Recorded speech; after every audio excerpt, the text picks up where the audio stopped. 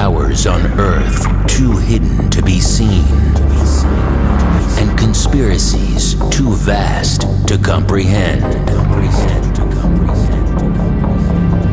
For years, the world has seen fact distorted, reality manipulated, and the truth concealed. Join the Pierre Sabak podcast to uncover the real meanings behind ancient aliens and their symbolism.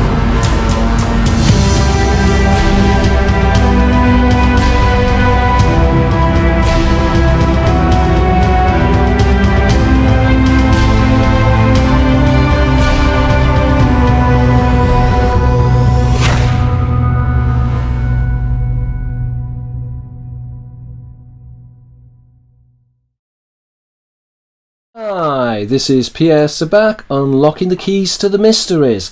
Now today I want to talk about something a little bit different. I'm going to be talking about Japanese symbolism.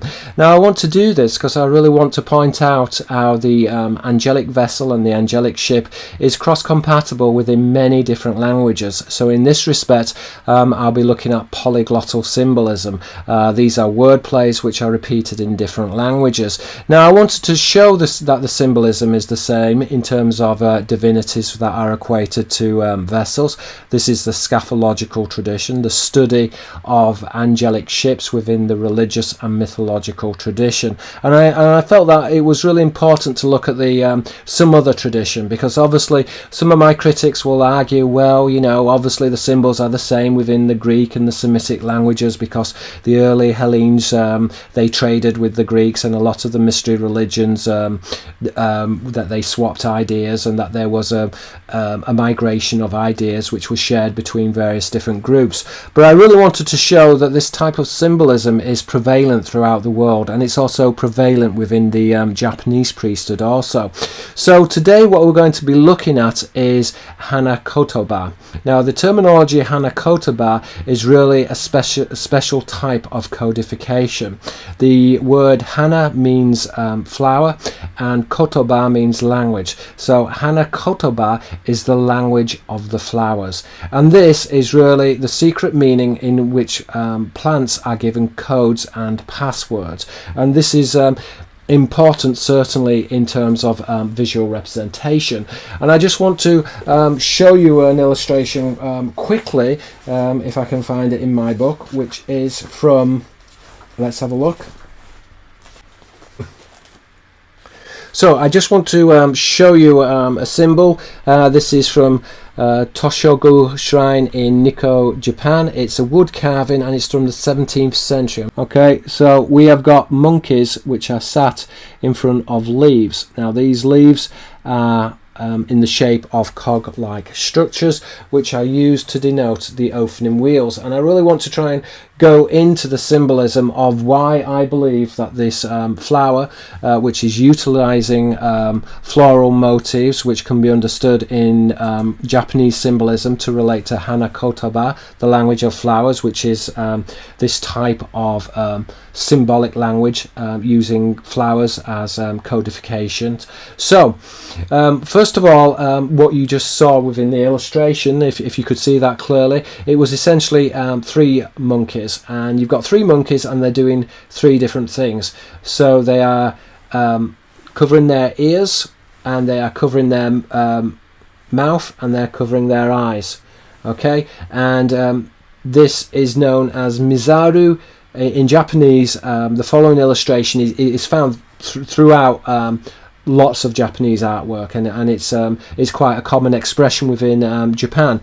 Now the expression is found in the Japanese expression mizaru kikazaru iwazaru, and that can be translated really as see nothing, hear nothing, and speak nothing. Okay, now again, so the monkeys are in this respect a signifier of the human tradition. So within the Semitic traditions, this would be the cherubim tradition. The cherubim in the Semitic traditions are proto-human angels which gave mankind knowledge. This knowledge is contrasted with the seraphic tradition, which is non-human angels, which are the seraphim. So you have two occult traditions, which is essentially the splitting of the priesthood within Freemasonry, the two pillars of Freemasonry, and this is the two specific traditions between angels that impart knowledge, human angels, non-human angels. So the monkey, in this respect, can be understood to be part of the human tradition, the humanist tradition. Okay, within the Semitic tradition, this would be aligned to the cherubim angel. Now, I want to break down the sentence structure, and I want you just to bear in mind that when I'm talking about this, that in the background of the picture that you just saw, that you have this vine and you have these leaves on the vine, and that the leaves look like cogs. And this is very important for you to actually get your mind around when we're looking at the symbolism. So, when I break down this symbolism, Mizaru, now Zaru means not, and it's a paranomasia on Saru, a monkey. So Mizaru, Kikazaru, Iwazaru, see nothing, hear nothing, and speak nothing.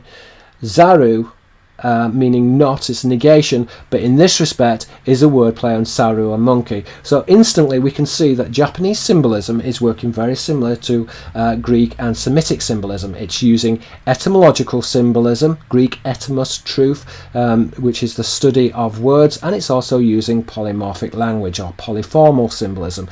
These are words which have multiple meanings, and this is important because symbols are linguistic and they work on polymorphic symbolism, words which have multiple meanings. So one word can have a multiple meaning. For example, a polymorphic symbol such as sun, as in the sky, would also denote son, as in one's child or one's son, but it could have a connotation of a royal bloodline, a son which would be born of the light. So, going back to our symbolism, Mizaru, see nothing. Zaru, not, is a paranomasia of Saru, a monkey.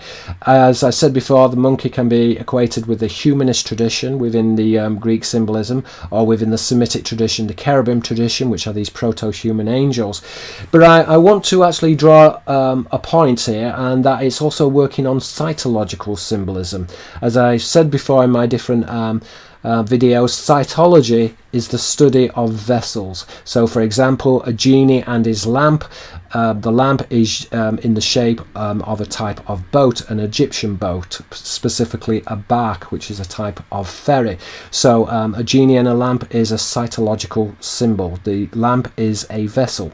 Cytology is the study of vessels, koutos, the Greek word for a vessel. Now, the terminology Saru, a monkey, is a cytological motive because it's working on the etymology of Zaru.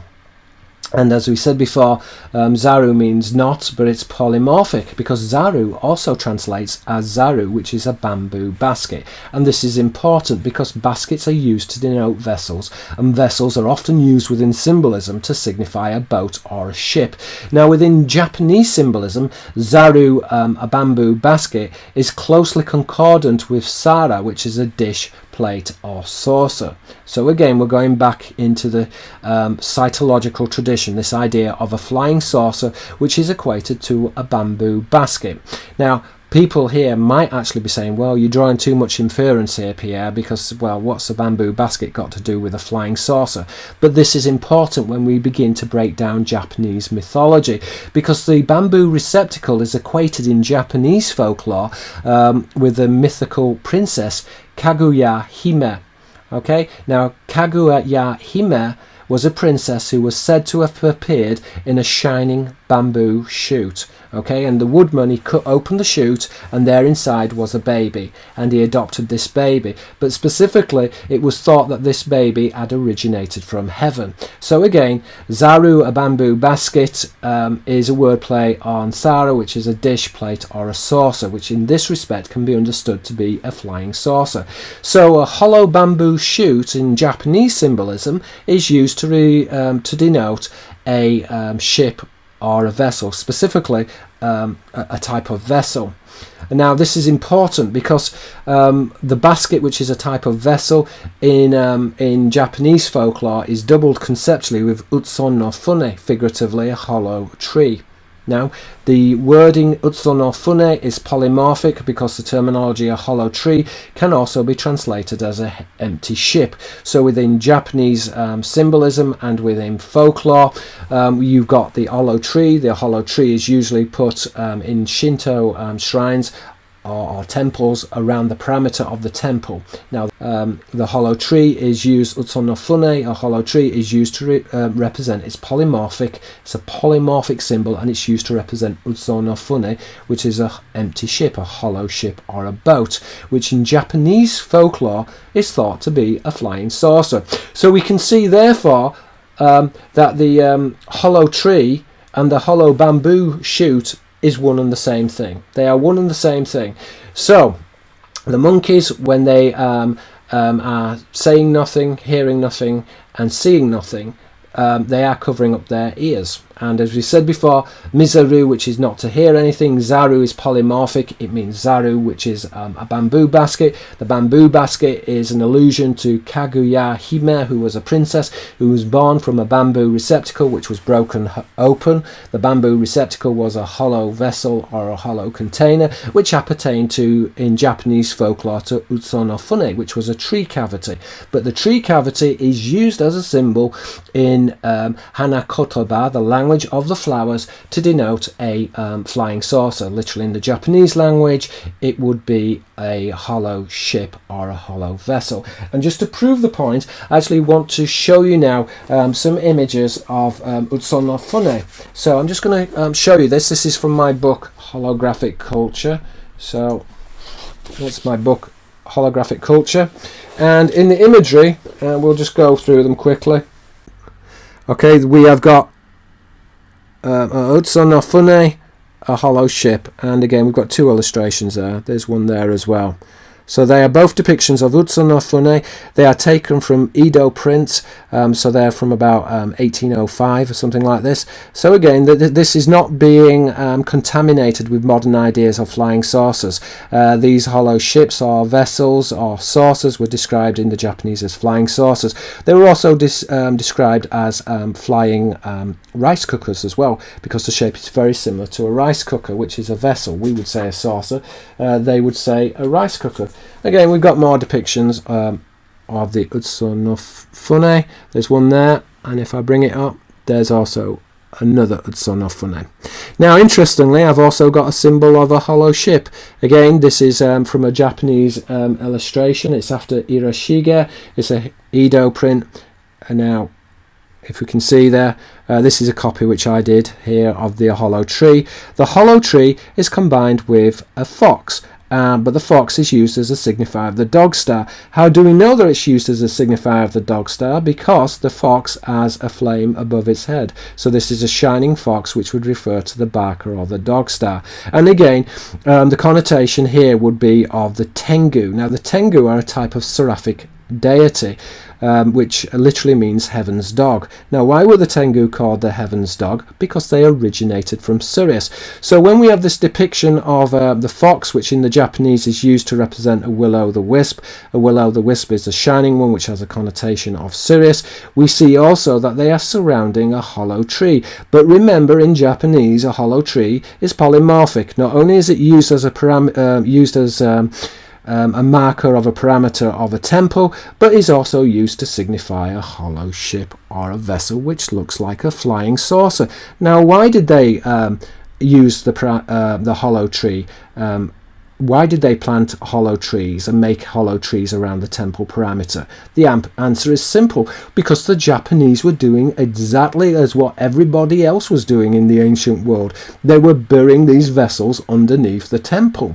So the temple is used in order to signify these angelic vessels. Okay. Now, again, the etymology of temple is related to the head, and this is very important because the vessels were controlled through the mind. As I said before, there is this correspondence in Greek between nous, the mind, nous, the ship, pneuma, the spirit. So these are teleological vessels which are controlled through the head. But again, within Greek symbolism, panim, which is used to denote the face, is coming from the etymology of pana, which is to turn. So when we're hearing that the face of God, in the book of Exodus, Moses speaks to the face of God.